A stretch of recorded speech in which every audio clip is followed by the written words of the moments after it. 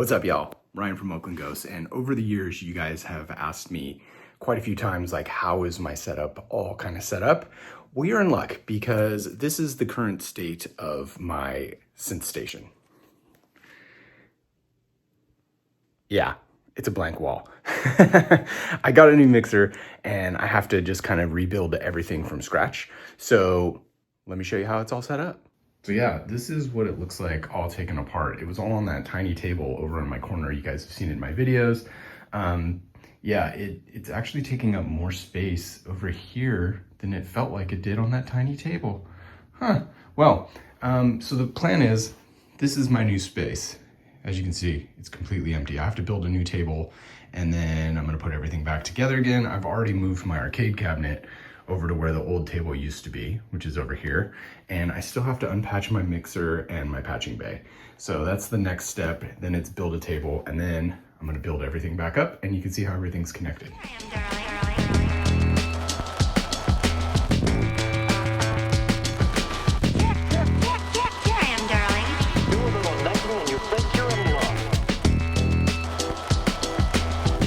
All right, so we got the desk all set up. The next step is gonna be getting all the synths over here. Let's take a look at it real quick. So I opted for a standing desk. As you can see, I got a really thick one here. And it's not split down the middle, so it should be able to carry the weight, and it should be big enough to hold all my synths. That's what we're gonna find out next. Let's see if this thing actually works. Oh, very nice. Nice and smooth. Man, that's really quiet. All right, cool. I got the standing desk because I prefer to stand. I would sit all day when I work, and I prefer to stand when I make music. So let's get the synths on there, and then let's get them all patched up. Do a little necking and you think you're in love. I've been in love several times before. All right, so here's the current situation. I haven't got all of the synths up on the desk yet, but what I'm realizing and what I remember is that my last desk was a lot smaller. So a lot of the cables that I have coming from my synths, I'm limited by length. They have to be able to reach the patch bay, or at least the mixer. And I might want the Zoya, for example, over on this side, but if I do that, the cables aren't gonna reach. They're not gonna make it. And similarly with the Moog Sound Studio, that's about as far as I can go. So I think what the move is at this point is we're gonna have to patch up the patch bay and get everything routed to the mixer. And then we can figure out kind of where we're gonna put everything up, get the MIDI set up and all that. So I'm gonna record, I'll get us set up. We'll start getting the patch bay set up. One thing I was gonna point out, and the way that I like to use my patch bay is, for most of these, I'm gonna have the connection normaled. And what that means is anything on the back that's plugged in on the top is automatically gonna route to whatever's on the bottom, on the back side. So I don't have to patch anything on the front. So for example, if I had 24 going to track 24 here and the deluge going to here, I don't have to put any cables on the front.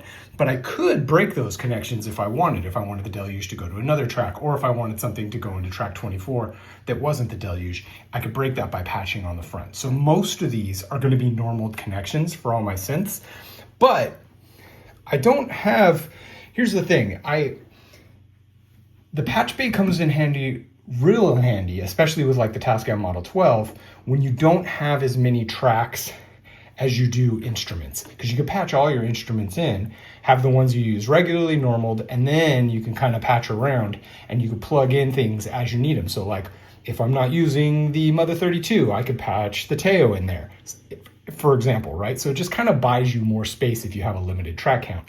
I'm not worried about that with my new mixer. I have way more tracks than I actually need. I have 24. I think that's probably like 8 more than I even really need. It's quite a bit more than I actually need, but I'm still gonna use the patch bay because, for example, I'm gonna have a couple different pedals that I'll run as aux effects, and I might not be using them all the time for that, so I could be able to patch into the aux. Or as another example, I could patch specific instruments into that pedal as opposed to using it as an aux, things like that. So a patch bay is still gonna come in handy. So anyway, that's what we're gonna do. First thing we're gonna do, we're gonna patch up this to the mixer and then start figuring out where the synths go, based mostly on length. The other thing to consider is stuff like the Sound Studio and the Nix and ultimately the Taiga should all be pretty closely grouped together because they're all semi-modular and I patch across them. So I don't want them across the table because even there, you know, my longest cable is, you know, it's not super long. 3 feet, I guess, is probably about what that is, maybe 2 feet. So I want them kind of closely grouped together so they're easy to patch against each other. All right, so let's get to patching up the mixer. Do a little necking and you think you're in love.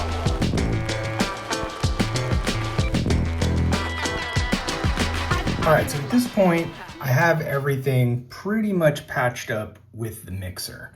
And again, the way that this is working is I'm just having channels 23 and 24, go to 23 and 24 on the mixer, on the back, on the patch bay, excuse me. So whatever I plug in the back on this channel will go to that. So that's the idea. I am short a couple cables. I ordered more, they're supposed to be here today. So I'm not that worried about it because again, I have more channels than I actually need synths at the moment. And I'll patch those up when I get those cables later today. They should be arriving any minute from the mail. The only other thing that I have going on here other than, so basically all these channels, those will be 1 through 24, just as they are on the mixer. And then along the top is where we're gonna, in the back area is where we're gonna start plugging in all the various synths in all the different spots. Except this 1 and 2 here, what I have going on at this, so at least half of these channels probably, what I'm gonna do is they won't be normaled. And what that means is basically it just works like telephone operator. You can plug whatever you want into whatever you want and it just makes the connection, right? So what I have here in the back, this is gonna be aux 1 and aux 2. Which is going to be these sends right here, right? And so what I'll be able to do is I'll be able to have other pedals along the top here where I don't have synths. And I could be like, if I want the Zoya to be powering aux 1, cool, plug that in, patch it in. And then when I use this on the mixer, it's going to apply that effect to anything that I apply it to. Same thing with aux 2. So that's the idea is this will be my aux 1, aux 2, and then I'll start having my different pedal inputs, or outputs rather, inputs along here too, so that I can patch it around like telephone operator style to get different effects. All right, next step is patching in all my synths. So let's get to it. I've been in love several times before. Do a little necking and you think you're in love. All right, so at this point, we're getting to the point where I got to do some behind the scenes wiring. I've got everything wired up that we have so far, but I still have a lot of synths to go. And I'm getting to the point where we got to use my secret weapon, which is these guys. These are MIDI through boxes. And what that's going to allow me to do is go, I like to use the Deluge as kind of my my MIDI hub. And so what I can do is I'll go MIDI out of this to one of these boxes to the in, and then I can split all those channels to all my individual synths. And what that's going to allow me to do is use the Deluge as kind of the MIDI master to control all of my different synths. So that's what we're going to do next. We're going to start wiring up MIDI as we start wiring up the rest of my synths. Here we go. Two among a dozen or so.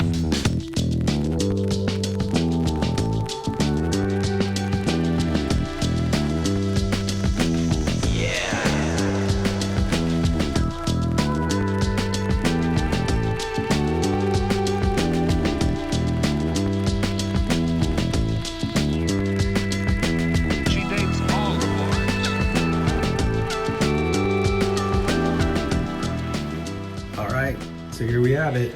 We've got everything wired up, everything ready to go. This guy, I'm not sure about the positioning here, but I can easily get around, work here where I need to work, and then still get over here. Can still reach all these guys, no problem.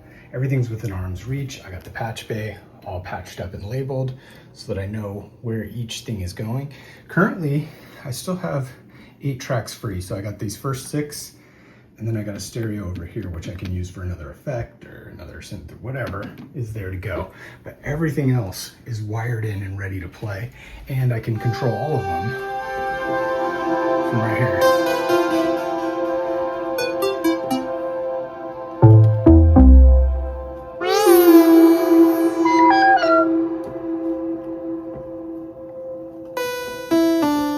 Perfect.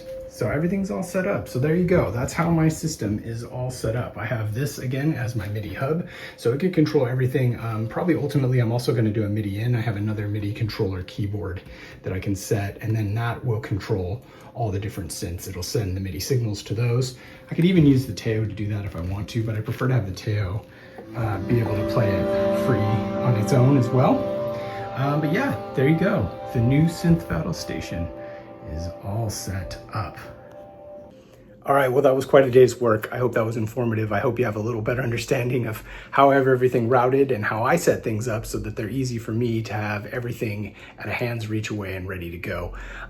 That's gonna do it for me. If you found this informative, don't forget to like, subscribe, hit that hype button so that information get to other people. And yeah, I'll see you in the next one. Brian out.